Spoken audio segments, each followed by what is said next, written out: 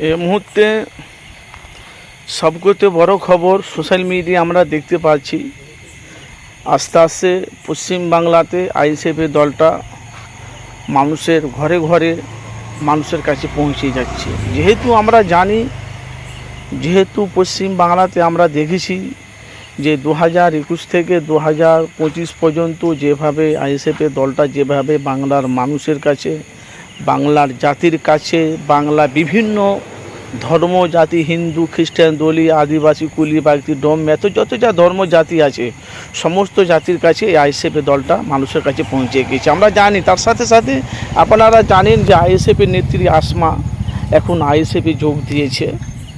নিজের ভুল বুঝতে পেরেছে।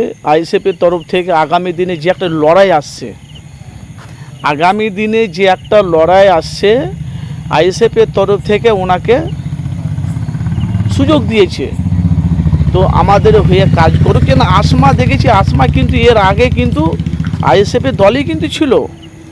নওশাদ সিদ্দিকী কি আইএসএফের কোনো দলের লোক কিন্তু ওনাকে বলেনি আমাদের দল থেকে তোমরা চলে যাও।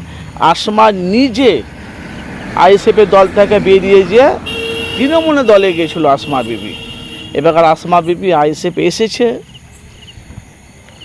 সামনে ভোট আসছে, আপনারা জানেন এখন দেরি আছে। এখন তারা প্রত্যেকটা পার্টি অফিস তারা দখল করছে। তো এবারকার কিন্তু ভাই আমরা একদিকে দেখছি, একদিকে যেমন তোমার আসমা বিবি, আর একদিকে কিন্তু নওশাদ সিদ্দিকী। একটা নতুন বড় চমক না, একটা নতুন বড় ধাক্কা আমাদের জ্ঞানে বলে আসমা যখন আইএসএফে যখন এসেছে আমার মনে হয় নতুনই চমক হবে। কেন আপনাদের মতামত অবশ্যই জানাবেন। যেহেতু মানুষ মাতৃ ভুল হয়েছে, উনি বলছে মানুষ মাতৃ ভুল, মানে ভুল হতে পারে, দলের মধ্যে আমার কিছু ভেদাভেদ মতামত ছিল, এখন আমাকে দল আমাকে সুযোগ দিয়েছে, কারণ আমি মানুষের পাশে থেকে মানুষের কাজ করতে যাই। তো আপনাদের মতামত অবশ্যই জানাবেন।